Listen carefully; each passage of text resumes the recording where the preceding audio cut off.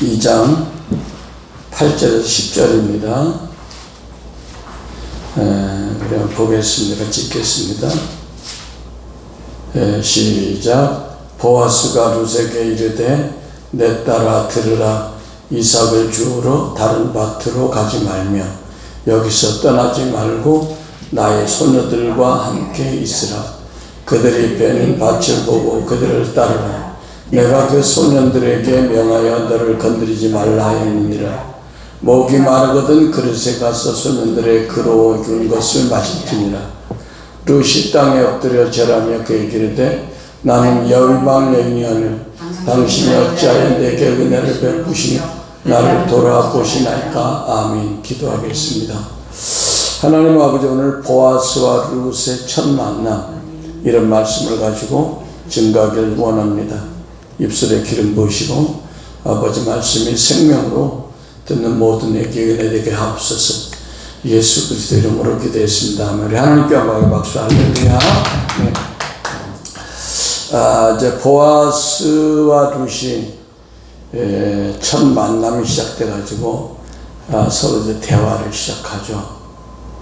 그 보아스는 이 보리밭의 주인인데 보리 베는 자들을 거느린 그 감독격인 그 사환으로부터 그 낯선 룻이라는 여자가 누구고 룻이라는 여자가 뭘 원하는지, 그리고 또 아침부터 일찍이 어떻게 해왔는지를 자세히 얘기했습니다.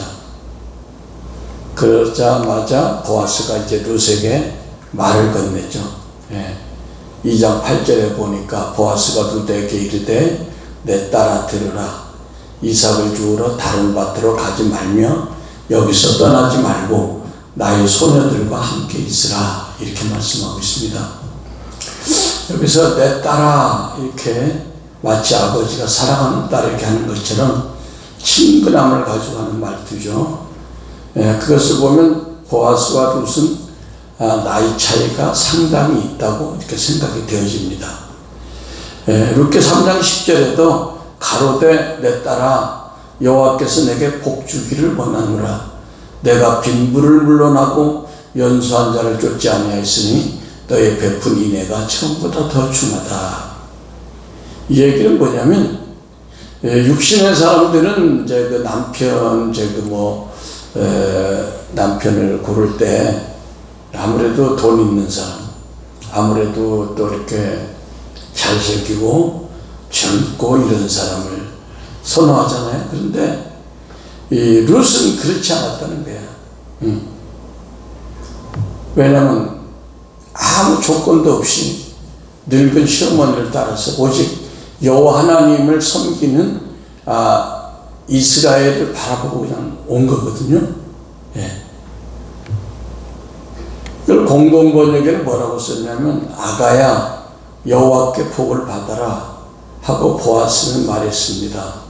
너는 돈이야 있든 없든 젊은 사람을 따라감질만도 한데 그렇지 않냐고 이렇게 늙은 시어머니에게 효성을 다하니 이것은 지난날의 효성보다 더 갸륵하구나, 이렇게 말씀하고 있습니다. 여기서 말한 것으로 보아스도 보아스가 나이가 들었다는 것을 우리가 알 수 있어요. 보아스가 룻에게 내 딸아 할 때는 아버지의 위치에서 말하는 것으로 성경에서 종종 내 딸아 들으라, 또 귀를 기울여라, 잘 들어라, 이런 말씀이 나오죠. 그래서 성경에는 이스라엘 백성들을 향해서 이스라엘아 잘 들으라, 이런 구절이 많이 나와요. 이 얘기는 뭐냐면 그냥 듣기만 들으라는 게 아니야. 듣기만 들으라는 게 아니라 청종, 듣고 순종, 듣고 순종하라는 말을 잘 들으라 그러죠. 그래서 신명기 6장 4절에 5절을 보면 이스라엘아 들으라. 우리가 듣는 거야 들을 수 있죠. 듣는다는 것은 뭔가 행함이 함께 움직이는 걸 얘기하죠. 이스라엘을 들으라.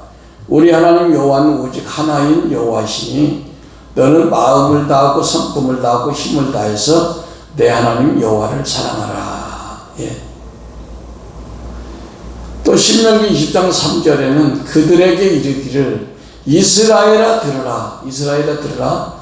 너희가 오늘날 너희의 대적과 싸우려고 나왔으니 마음에 겁내지 말고 두려워 말고 떨지 말며 그들로 인하여 놀라지 말라. 예. 그러니까 듣고 그대로 순종하라는 겁니다. 시편 50편 7절에도 내 백성아 들을지어다. 내가 말하리라. 이스라엘아 내가 내게 증거하리라.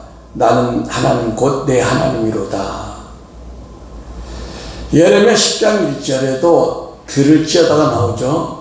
이스라엘 집이여 여호와께서 너에게 이르시는 말씀을 들을지어다. 우리가 들을지어다니까 그냥 한번 듣고 흘러가는 게 아니라 청족, 듣고 순종하는 걸 얘기하죠. 예. 마지막으로 미가서 1장 2절에도 백성들아 너희는 다 들을지어다. 땅과 거기 있는 모든 것들아 자세히 들을지어다. 주 여호와께서 너에게 대하여 증거하시되 곧 주께서 성전에서 그리하실 것이다. 그래서 여기서 이제 들을지어다 얘기는 뭔가 명심해서 듣고 행하라는 거죠. 예. 그래서 보아스는 룻에게 두 가지는 하지 말고 두 가지는 하라고 하고 있습니다.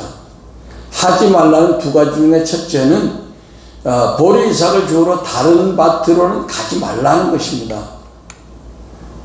우리가 흔히 엿장수가 1분 동안에 몇 번 가위질을 하느냐, 짤랑짤랑. 뭐 그거는 엿장수 마음대로 하죠. 그렇게 얘기를 하잖아요. 그러니까 이삭 줍는 사람도 그 넓은 벌판에 어느 밭에 가서 이삭을 줍든지 그건 이삭 줍는 사람의 마음인데, 우리가 이삭을 줍다가 이 밭보다 저 밭에 가면 더 많이 줄 수 있게 생각하면 이 밭에 있다가 저 밭으로 옮길 수도 있잖아요. 예. 우리가 뭐 요즘도 젊은이들 보면 직장을 다니다가 우리 아들도 큰 대기업에 다니다가 거기가 뭐 돈은 많은데 힘들고 까다롭고 그러니까 그냥 조금 더 재벌에서는 아니지만 편하고 시간 많고 그런 데로 옮기더라고요. 그러니까 이삭 줍는 사람도 마찬가지로 자기가 가고 싶은 곳에 가면 되는데 그 보아스가 뭐라고 그랬어요? 이삭 주우러 다른 밭으로 가지 말라. 이삭 주우러 다른 밭에 가지 말라. 그렇게 얘기합니다. 그뿐 아니라 그 사실을 강조하기 위해서 두 번째로 하지 말 것은 여기를 떠나지 말라. 이렇게 두 가지를 하지 말라고 당부하고 있습니다. 사도 바울은 내가 너에게 전한 복음을 간직하고 그 복음대로 살아야지 네가 율법을 또 좋아해가지고 율법으로 가지 말라. 그런 얘기를 하죠. 예. 그 대신 두 가지를 하라고 했는데 첫째는 나의 소년들과 함께 있으라고 했고, 그 얘기는 보아스를 위해서 일하는 소녀들과 함께 있으라는 말은, 다시 말해서 보아스는 룻이라는 여인을 단순한 어떤 그 이삭이나 주스로 다니는 천한 여자로 여기지 않고 하나님이 자기에게 보내준 책임지고 돌보고 보호해야 될 소중한 사람으로 생각하겠다는 것입니다. 예.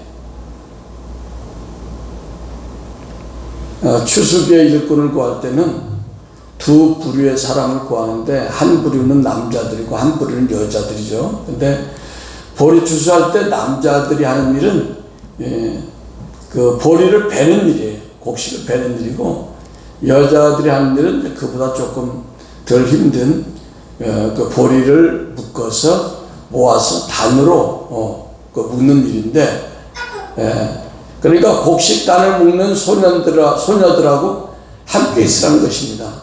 9절에 보니까 그들의 베는 밭을 보고 그들을 따르라 했는데, 이 9절에 보면 그들이 나오죠. 그들의 베는 밭을 보고 그들을 따르라.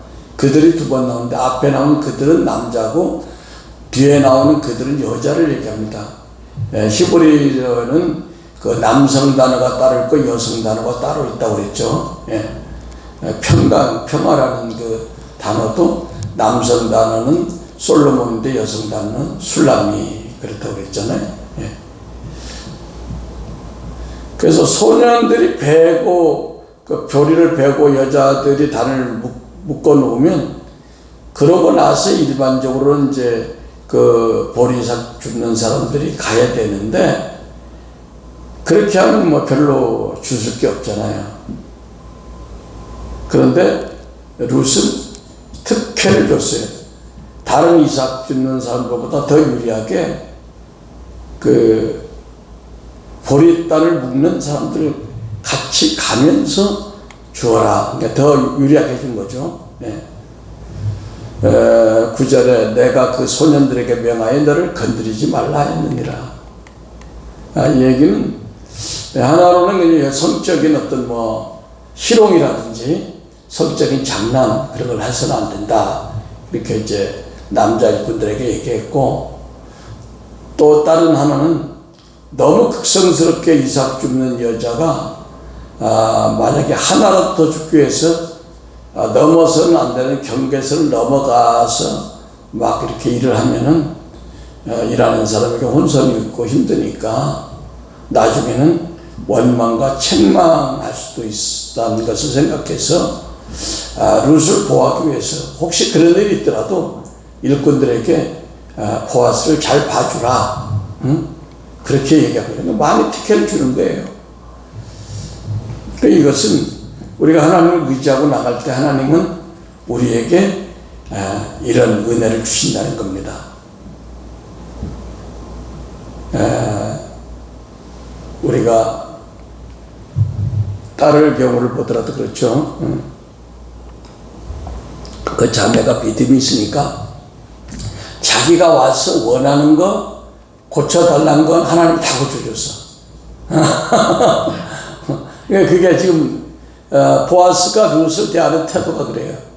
보아스는 여기 예수님을 뜻하고 룻은 하나님의 백성을 뜻한다면 그런 뜻이죠.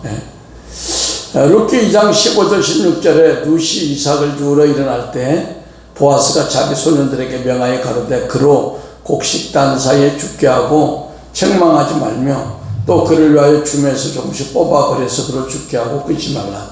그러니까 보통이면은 농사 짓는 사람들이 이삭을 흘리지 않으려고 그러죠. 근데 보아스는 그 룻이라는 여인을 위해서 일부러 이 단을 이렇게 보리단을 만들 때 일부러 조금씩 뽑아주라는 거야. 보리단을 일부러 더 많이 가져가도록. 이건 뭡니까? 하나님도 우리에게 우리가 하나님 앞에 믿음을 가지고 우리의 삶이 아름다우면 하나님은 다른 사람에게 베풀지 않는 은혜를 우리에게 더 주신다는 거야. 그러니까 같은 신앙생활을 해도 어떤 사람은 100이라는 그 축복을 받았다면 이렇게 룻처럼 순전하고 믿음 있는 사람 막 500, 600씩 같은 왜 하나님이 일부러 그 사람에게 집중해 축복을 주는 거예요. 믿습니까? 지금 룻이 그런 축복을 받고 있습니다. 그러니까 보아스는 룻이 보리삭 줍는 일에 아무런 간섭이 없도록 계속 특혜를 주는 거예요. 원래 룻이 이제 처음에 보리밭에 와서 그 나라도 틀리지 언어도 틀리지. 그런데 그 보리 수확하는 그 일꾼들의 감독한테 뭐라고 부탁을 했냐면 2장 7절에 보니까 나로 베는 자들을 따라 단 사이에서 이삭을 죽게 하옵소서 그렇게 했어요.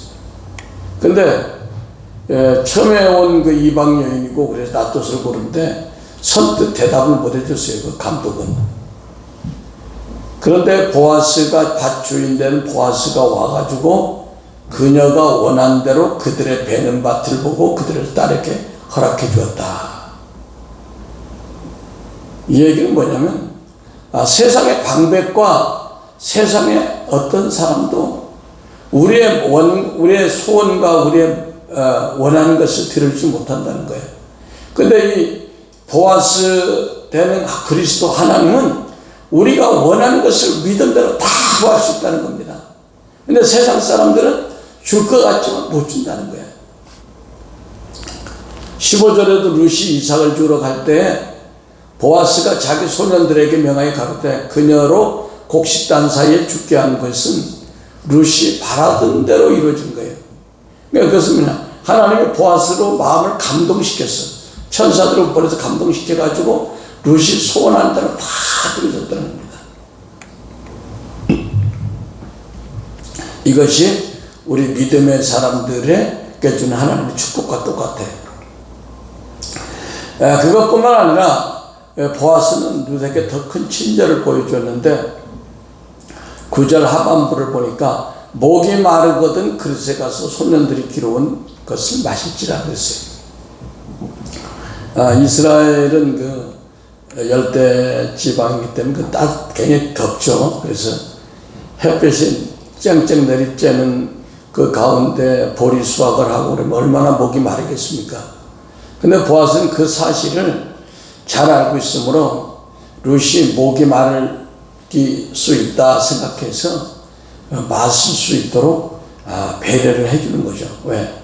남의 밭에 가서 생전 모르는 사람들 사이에서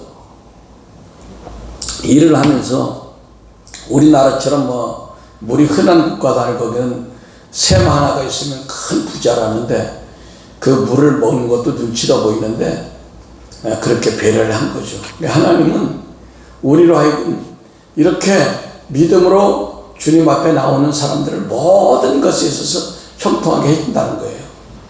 그러니까 예나 지금이나 우리나라나 이스라엘이나 물을 기르는 일은 시골에서도 보니까 남자보다도 여자들이 많이 물 길러 오는 것 같아요. 지금은 시골에도 다 상수도가 되어 있지만 제가 초등학교 다닐 때 그때는 동네에 우물들이 있었어요. 우물들이 있어가지고 이렇게 이제 비 안 맞게 이렇게 가림을 해놓고 그러면 아침 저녁으로 동네 아주머니들이 다 오셔가지고 시끌벅적하죠. 거기서 이렇게 어떤 일도 하고 물도 길러 오고 그래서 동네 아주머니들 만나서 서로 이야기도 하고 오늘날로 말하면 그게 뭐야? 동네 아주머니들이 정보 교환하는 카페. 그 카페식으로 오늘날은 카페가 있으면 그렇지만 그 당시엔 그런 게 없잖아요. 그 창세기 24장 11절하고 13절을 보니까 그 약대를 성박 우물 곁에 굴렸더니 저녁때라 여인들이 물러기로 나올 때였더라. 13절에 성중 사람의 딸들이 물길로 나오겠사오니 내가 우물 곁에 섰다가 그 이제 창세기 보면 나오는 그 말씀이죠. 또 사무엘상 9장 11절에 보니까 그들이 성을 향한 빗달길로 올라가 물길로 나오는 소녀들을 만나 그들에게 묻되 선견자가 여기 있느냐. 이스라엘에서 여인이 물을 길어 오는 경우가 있었고 한편으로 이스라엘 백성들과 함께 사는 이방인들로 하여금 물을 길어 오거나 나무 장작을 패는 일을 시키는 경우가 있었습니다. 여호수아 9장 21절 보니까 무리에게 이르되 그들을 살리라 하니 족장들이 그들에게 이른 대로 그들이 온 회중을 위하여 나무를 베며 물 깃는 자가 되었더라. 그 여호수아가 가나안 땅에 가서 기브온 족속들이 속인 거를 하나님 앞에 물어보지 못해가지고 기브온 족속 살려줬어요. 그 살려준 기브온 족속 때문에 이스라엘이 두고두고 고통을 받았습니다. 근데 이 사람들에게 물 깃는 것과 나무를 패는 장작을 만드는 일을 시켰다는 거예요. 이스라엘에서는 물맛이 제일 좋은 곳이 어디 있는가를 성경에서 보니까 다윗이 블레셋과 싸움을 할 때 굉장히 이제 목이 탔다고 그래요. 그래서 베들레헴 성문 곁에 있는 우물물을 누가 좀 기르다가 그 시원한 물을 먹게 했으면 이렇게 얘기를 하니까 그 말을 듣고 세 부하가 적진을 헤치고 나가서 베들레헴 성문 곁에 우물물을 길어왔어요. 그때 다윗이 이 물을 어떻게 했죠? 마시지 않았습니다. 왜? 물을 쏟아 부었습니다. 그래서 하나님 앞에 드렸습니다. 왜? 그 부하들이 생명을 바쳐서 갔을 온 물인데 그걸 자기가 감히 먹을 수가 없어요. 왜? 그 사람들이 잘못하면 죽을 수도 있는 환경에 가서 물을 떠왔는데 그걸 내가 막다니. 그 부하들을 사랑하는 마음이죠. 그래가지고 그 물을 땅에다 붓는데 내가 이 물을 하나님 앞에 여호와 앞에 드립니다. 그런 마음으로 드렸다는 거예요. 사무엘하 23장 16절 한번 보겠습니다. 사무엘하 23장 16절 한번 찾아보세요.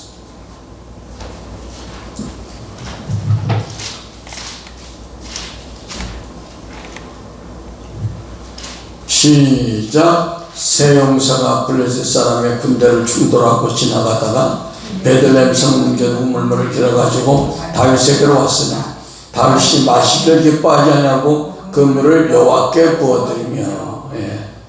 그러니까 세 용사도 굉장한 충성심이 대단하죠.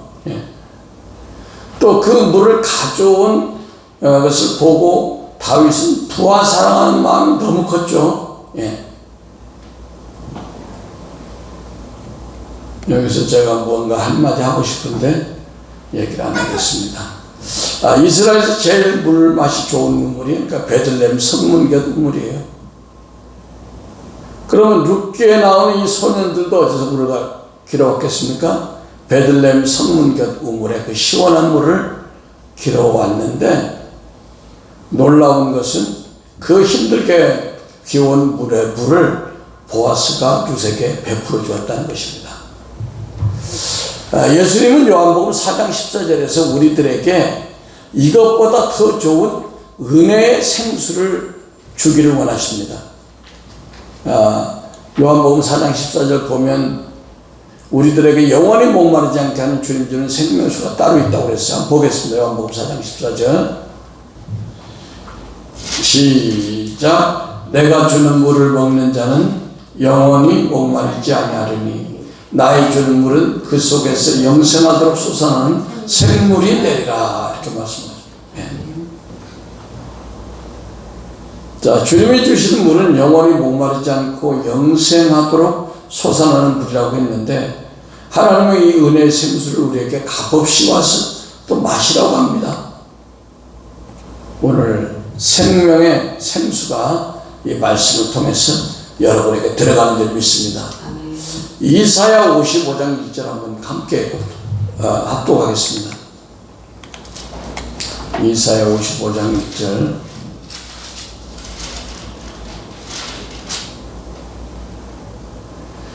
시작. 너희 목마른 자들아 물러 나오라. 돈 없는 자도 오라. 너희는 와서 사 먹되 돈 없이 값 없이 와서 포도주와 젖을 사라. 그러니까 와서 이런 우리가 먹는 물도 필요하지만 예배를 통해서 선포되는 생명의 말씀의 물을 먹을 때 우리의 영혼 육이 강건함을 입을 수 있음을 믿습니다. 그래서 은혜를 받은 룻은 가만히 있을 수가 없어가지고 10절에 보면 룻이 땅에 엎드려 절을 했습니다. 그러니까 룻이 보아스에게 절에 너무 감사해가지고 왜냐하면 보리 이삭 줍는데도 혜택을 주고 또 물까지 마시게 하고 처음 보는 여인한테 너무 감사하다는 얘기죠. 이 행동은 두 가지를 우리에게 보여주는데 하나는 보아스는 그 지역의 유력한 자 부자인데 나는 그 모압 땅이라는 이방 땅에서 우상을 섬기던 나라에서 온 피부도 시커멓고 그렇게 잘생긴 여자도 아닌데 나에게 그렇게 은혜를 베푼다는 것은 너무나 하늘과 땅 같은 차이인데도 그 감사하다는 뜻이겠고 또 아랫사람으로서 당연히 윗사람에게 공경의 표시로서 마음에 감사가 넘쳤기 때문에 엎드려 절을 했다 이렇게 보고 있습니다. 그러면서 보아스에게 이렇게 감사의 말을 또 룻이 전했습니다. 2장 10절에 나는 이방 여인이거늘 당신이 어찌하여 내게 큰 은혜를 베푸시고 나를 돌아보시나이까. 그러니까 자신이 이스라엘 여인과 같은 처지도 아니고 이스라엘 사람에게서 은혜를 받을 만한 가치가 없는 이방인인데도 자기에게 이런 은혜를 베풀어 주셔서 감사하는 것입니다. 마가복음 7장 27절에도 보면 예수님의 수르보니게 여인이 딸이 아파서 데리고 왔습니다. 데리고 왔는데 예수님한테 우리 딸이 귀신 들려서 너무 고통스럽습니다. 좀 고쳐주세요. 응? 그러면 예수님이 얼마나 고생했냐. 멀리서 오느라고 고생했다. 너 또 수르보니게 이방인이구나. 예수님이 그냥 그 여인한테 친절하게 이렇게 할 줄 알았어요. 그랬더니 예수님이 이르시되, 우리 한번 볼까요? 마가복음 7장 27절 한번 읽겠습니다.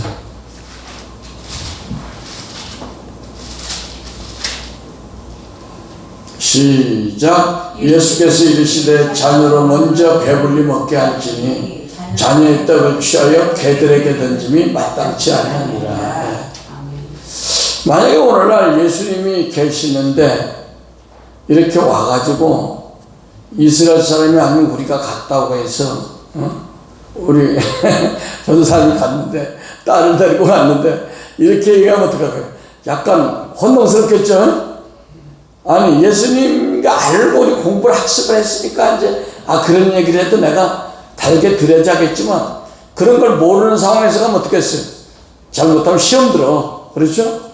시험 든다고. 근데 이 수르보니게 여인이 뭐라고 그랬어? 그렇죠.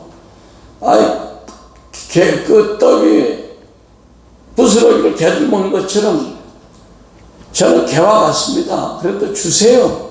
부스러기 주세요. 이런 말 말이에요. 그러니까 얼마나 겸손하고 자기를 부인했습니까? 하나님은 그러니까 이 겸손하고 자기를 부인한 자들에게 이런 은혜를 베푸는 거예요. 그러니까 이 룻도요, 이방 여인으로서 어떻게 보면 시어머니 한 분 모시고 왔는데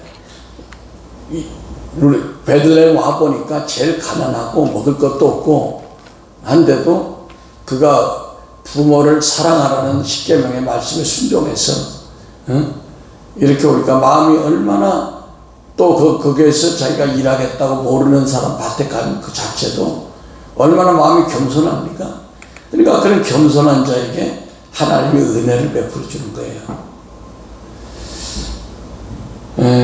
아프리카 어떤 부족에게는 이상한 풍속이 있다고 그러는데, 만약 어떤 사람이 큰 은혜를 입었다고 그러면 그 은혜를 입은 사람은 그 은혜를 베푼 사람의 집에 가서 밤새도록 찬이슬을 맞으면서 그 앞에 앉아 있어야 된다는 거예요.